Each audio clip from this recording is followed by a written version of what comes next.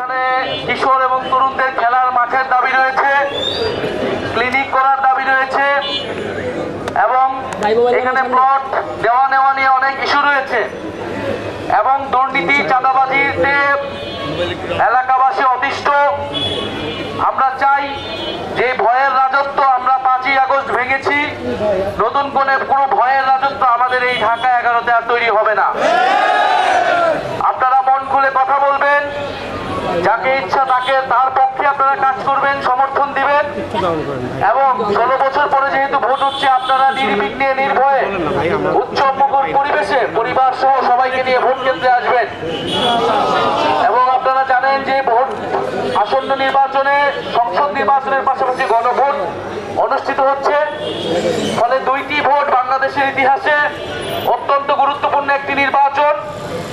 আপনারা গণভোটে হ্যাঁ প্রদানের মাধ্যমে বাংলাদেশের সংস্কারের অগ্রযাত্রাকে অব্যাহত রাখবেন।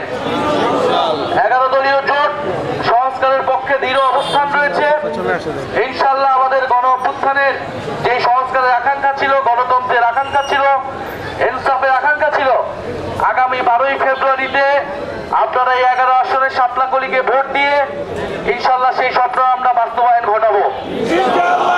জাতীয় সংসদে আমরা যদি যেতে পারি, আমাদের প্রথম কার্যটি হচ্ছে জুলাই সনদ বাস্তবায়ন, দ্বিতীয়ত হচ্ছে শরীফ ওসমান হাদি হত্যা সহ জুলাই শহীদদের সকল হত্যার বিচার কার্যক্রম নিশ্চিত করা, বিচার কার্যক্রম অব্যাহত রাখা এবং সমাজে যে দুর্নীতি সন্ত্রাস নতুন করে তৈরি হয়েছে সেই সন্ত্রাস এবং দুর্নীতির বিরুদ্ধে আইনানুগ ব্যবস্থা নেওয়া। কোন রাজনৈতিক পরিচয়, ক্ষমতার অপব্যবহার দুর্নীতিবাজ, অপরাধী, মাদক কারবারীদের কোনো প্রশ্রয় দিতে পারবে না, আমরা সেটা নিশ্চয়তা দিচ্ছি।